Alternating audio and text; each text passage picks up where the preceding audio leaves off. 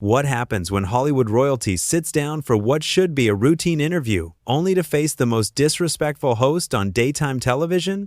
In just 41 seconds, one inflammatory comment would trigger an explosive confrontation that would expose the true character of a talk show host who clearly forgot who she was speaking to. Samuel L. Jackson walked onto the Tamron Hall show set that Tuesday afternoon with the same commanding presence that has made him one of the most respected actors of our time. The studio audience erupted in applause as he made his way to the guest chair, flashing that signature smile that has charmed moviegoers for decades. Tamron Hall, dressed in her usual bright blazer and forced smile, seemed almost annoyed by the enthusiastic reception her guest was receiving. Well, Samuel L. Jackson, everyone. Tamron began with what can only be described as barely contained irritation. I have to say, you certainly know how to make an entrance. Samuel settled into his chair with the grace of someone who has done thousands of interviews. Thank you for having me, Tamron. Always good to be here. But something was off. The usual warmth that talk show hosts extend to their guests was nowhere to be found. Instead, Tamron leaned forward with an expression that seemed more confrontational than welcoming. So Samuel, let's get right into it, she said, her tone sharp. You've been in Hollywood for what, 40 years now? And yet here you are, still trying to stay relevant.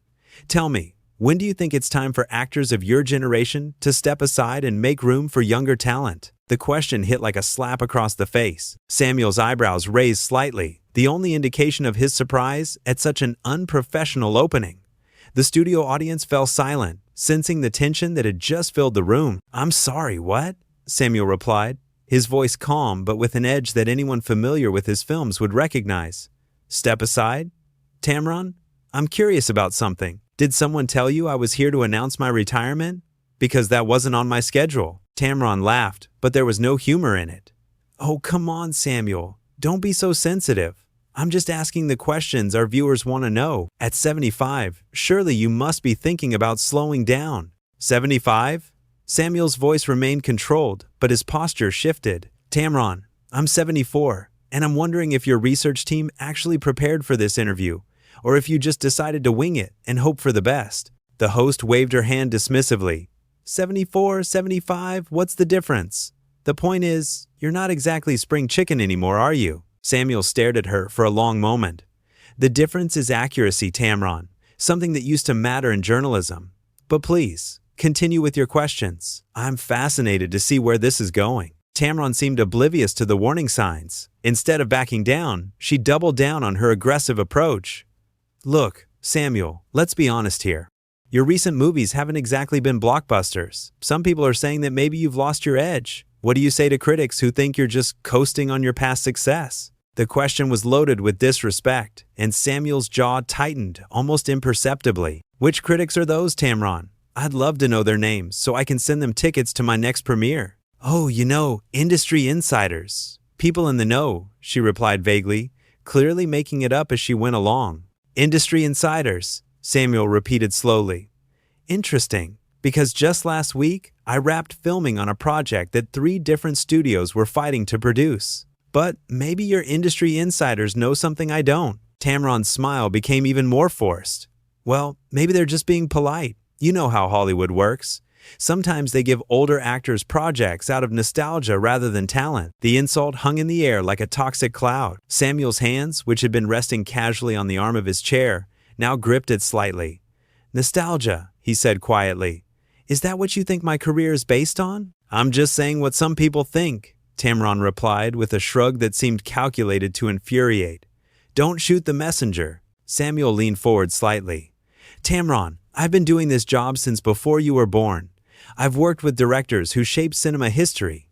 I've been in films that have grossed billions of dollars worldwide. So when you sit there and suggest that my work is charity, I have to wonder what exactly you're trying to accomplish here. But Tamron wasn't finished. If anything, she seemed energized by his growing frustration. Look, Samuel, I'm not trying to hurt your feelings. I'm just doing my job. Maybe if you weren't so defensive, we could have a real conversation. Defensive? Samuel's voice rose slightly for the first time. Tamron, defending yourself against unprofessional questions isn't being defensive. It's having self-respect. The host rolled her eyes. There you go again with the attitude. This is exactly what people are talking about. Maybe the problem isn't Hollywood. Maybe the problem is you. The studio fell completely silent. Even the cameras seemed to stop moving. Samuel L. Jackson stared at Tamron Hall with a look that could have melted steel. When he spoke, his voice was dangerously quiet. "What did you just say to me?" Tamron, either not recognizing the danger she was in or simply not caring, pressed forward. "I said maybe the problem is you, Samuel. Maybe that's why your career isn't what it used to be. Maybe that's why you're here on my show instead of The Tonight Show." The comparison was the final straw. Samuel's composure, which had been hanging by a thread, finally snapped. He stood up slowly, his full height towering over the seated host. "Let me explain something to you, Tamron," he said, his voice carrying the weight of decades of experience and respect. "I came here as a courtesy. I came here because someone on your team asked me to promote my work. I did not come here to be insulted by someone who clearly doesn't understand the first thing about professionalism." Tamron tried to interrupt, but Samuel continued, his voice growing stronger with each word. "You want to know why I'm not on The Tonight Show? Because I choose where I go. You want to know why my career isn't what it used to be? Because it's better. Every year it gets better, because I keep learning, I keep growing, and I keep earning respect." The host was clearly flustered now, her usual composure cracking. "Samuel, please sit down. We're on television here." "Yes, we are on television," Samuel agreed, "which makes your behavior even more embarrassing. For you?" He remained standing, looking down at her with a mixture of disappointment and barely controlled anger. "I've been in this business long enough to recognize disrespect when I see it, Tamron. And what I see here is someone who forgot that having a television show doesn't give you the right to treat your guests like they're beneath you." Tamron's face flushed red as she realized her interview was spiraling completely out of control. The studio audience sat in stunned silence, some pulling out their phones to record what was clearly becoming television history.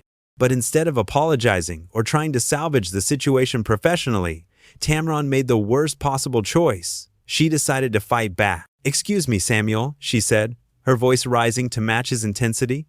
"This is my show. My name is on the building, not yours. If you don't like the questions, then maybe you shouldn't have agreed to come here." Samuel's eyes narrowed.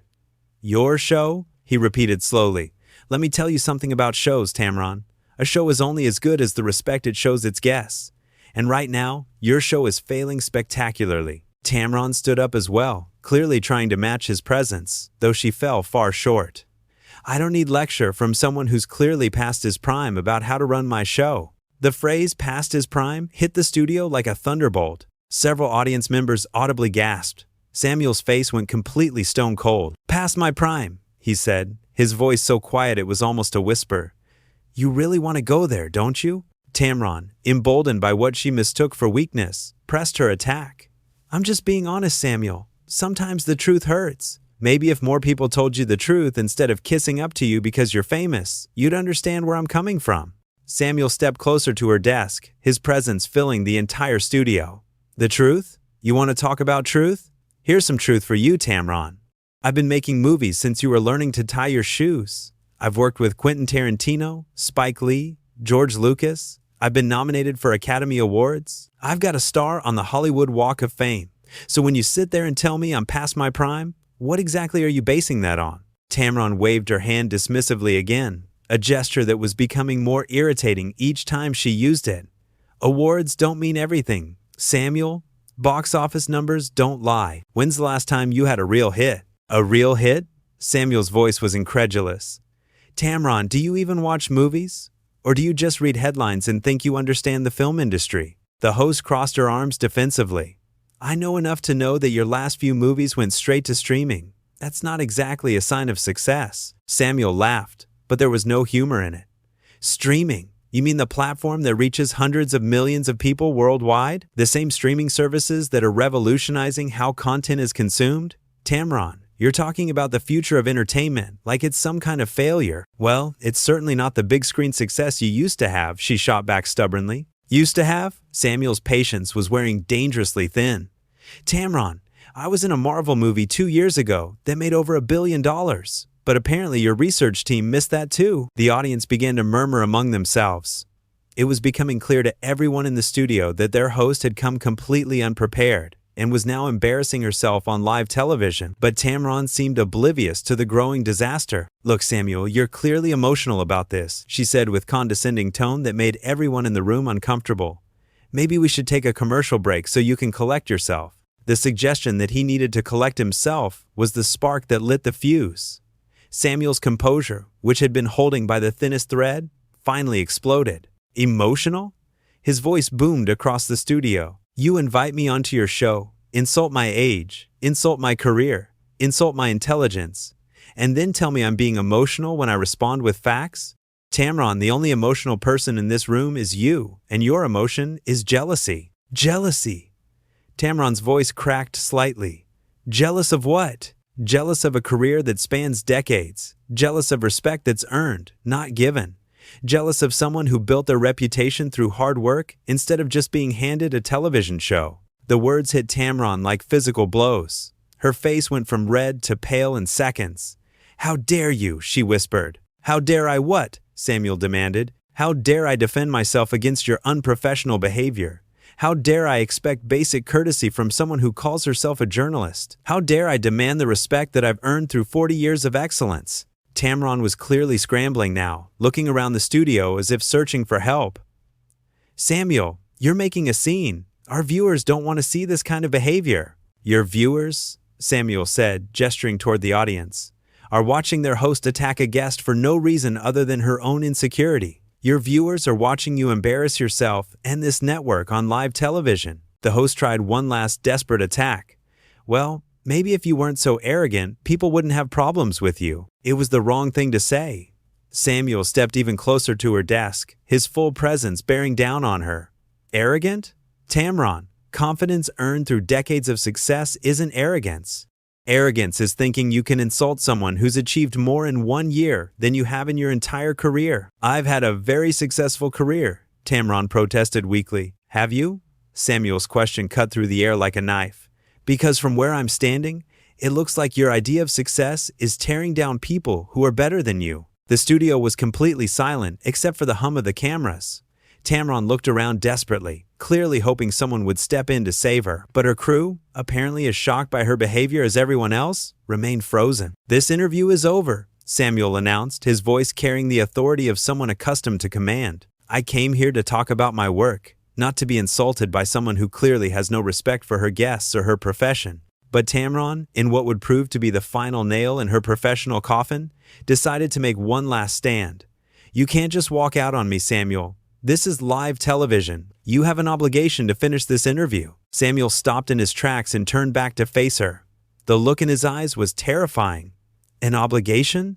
His voice was deadly quiet. "The only obligation I had was to show up, which I did. Your obligation was to conduct a professional interview, which you failed to do. So no, Tamron, I don't have any obligation to sit here and let you embarrass yourself further." Tamron's desperation reached a new level as she watched her interview collapse in real time. Instead of accepting defeat gracefully, she made the catastrophic decision to try one final power play that would seal her fate forever. "Fine, Samuel," she said, her voice shaking with barely controlled rage. "If you want to act like a diva and storm off my set, that's your choice. But don't expect anyone in this industry to take you seriously after this tantrum." The threat hung in the air like poison gas. Samuel, who had been moving toward the exit, stopped dead in his tracks. When he turned around, his expression was something that would haunt Tamron Hall for the rest of her career. "A tantrum," he repeated, his voice so low it was almost inaudible.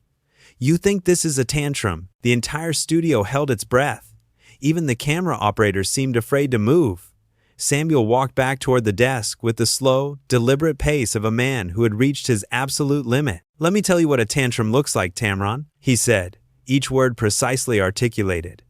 "A tantrum is what you've been throwing for the last 20 minutes because you realized you were completely unprepared for this interview." Tamron tried to interrupt, but Samuel's voice rose to cut her off completely.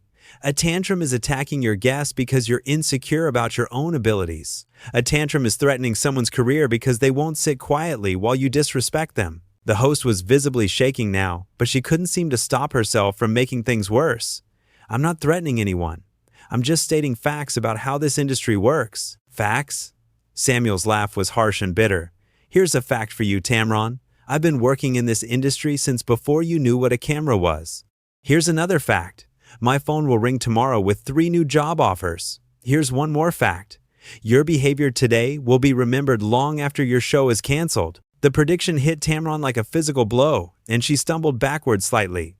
"My show isn't going anywhere," she said, but her voice lacked any conviction. "Your show," Samuel said, gesturing around the studio, "just broadcast 25 minutes of you attacking a guest who came here as a favor. Your show just showed the world what kind of person you really are. Your show just proved that having a platform doesn't make you worthy of it." Tamron's face was now completely drained of color. She looked around frantically at her crew, but they were all staring at Samuel with a mixture of fear and admiration. No one was coming to her rescue. "I was doing my job," she whispered, her earlier bravado completely gone. "Your job," Samuel said, moving closer to her desk, "is to make your guests feel welcome. Your job is to ask thoughtful questions that inform your audience. Your job is to conduct yourself with professionalism and dignity. You failed at every single aspect of your job today." The host tried one last desperate plea. "Samuel, please, can we just start over? I think there was a misunderstanding." The word misunderstanding seemed to break something inside Samuel. His voice, when he spoke again, carried the full weight of his decades in the entertainment industry. "A misunderstanding?" he said incredulously. "Tamron, there was no misunderstanding. You understood exactly what you were doing when you called me past my prime. You understood exactly what you were doing when you suggested my career was based on nostalgia. You understood exactly what you were doing when you told me the problem was me." Each accusation hit Tamron like a hammer blow. She gripped the edge of her desk as if it was the only thing keeping her upright. "You knew what you were doing?" Samuel continued relentlessly. "And you did it anyway because you thought I would just sit there and take it. You thought wrong." The studio was so quiet that the sound of Samuel removing his microphone seemed to echo off the walls.